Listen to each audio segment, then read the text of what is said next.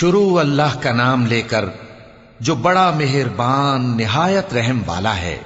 ایک طلب کرنے والے نے عذاب طلب کیا جو نازل ہو کر رہے گا، یعنی کافروں پر، اور کوئی اس کو ٹال نہ سکے گا، جو بلندیوں والے اللہ کی طرف سے نازل ہوگا، جس کی طرف روح القدس اور دوسرے فرشتے چڑھتے ہیں، اس روز نازل ہوگا جس کا طول 50,000 برس ہوگا۔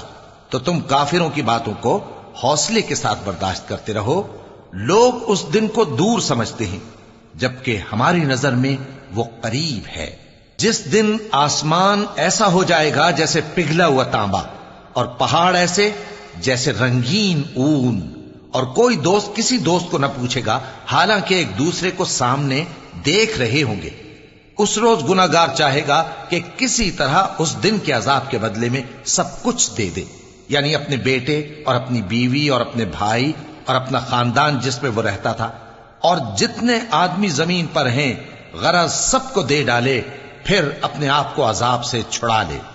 لیکن ایسا ہرگز نہیں ہوگا۔ وہ بھڑکتی ہوئی آگ ہے، کھال ادھیڑ کر کلیجہ نکال لینے والی۔ وہ ان لوگوں کو اپنی طرف بلائے گی جنہوں نے دین حق سے اعراض کیا اور منہ پھیر لیا، اور مال جمع کیا، پھر سینت سینت کر رکھا۔ کچھ شک نہیں کہ انسان کم حوصلہ پیدا ہوا ہے۔ جب اسے تکلیف پہنچتی ہے تو گھبرا اٹھتا ہے، اور جب ملتا ہے اس کو مال تو بخیل بن جاتا ہے۔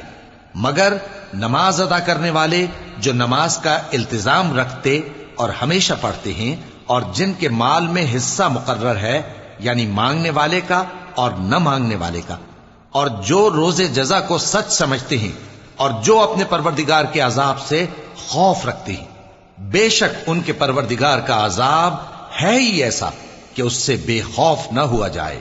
اور جو اپنی شرمگاہوں کی حفاظت کرتے ہیں مگر اپنی بیویوں یا باندیوں سے کہ ان کے پاس جانے میں انہیں کچھ ملامت نہیں، اور جو لوگ ان کے سوا اور طریقے ڈھونڈیں تو وہ حد سے نکل جانے والے ہیں، اور جو اپنی امانتوں اور اپنے عہد و پیمان کا پاس کرتے ہیں، اور جو اپنی گواہیوں پر قائم رہتے ہیں، اور جو اپنی نماز کی پابندی کرتے ہیں، یہی لوگ جنتوں میں عزت و اکرام سے ہوں گے۔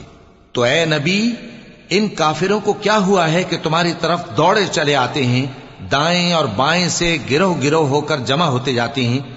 کیا ان میں سے ہر شخص یہ امید رکھتا ہے کہ نعمت کے باغ میں داخل کیا جائے گا؟ ہرگز نہیں۔ ہم نے ان کو اس چیز سے پیدا کیا ہے جسے یہ جانتے ہیں۔ پس مشرقوں اور مغربوں کے مالک کی قسم کہ ہم طاقت رکھتے ہیں، یعنی اس بات پر کہ ان سے بہتر لوگ بدل لائیں، اور ہم عاجز نہیں ہیں۔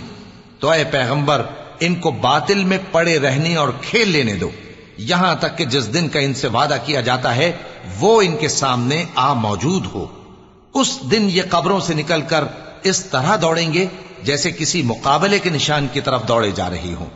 ان کی آنکھیں جھک رہی ہوں گی اور ذلت ان پر چھا رہی ہوگی۔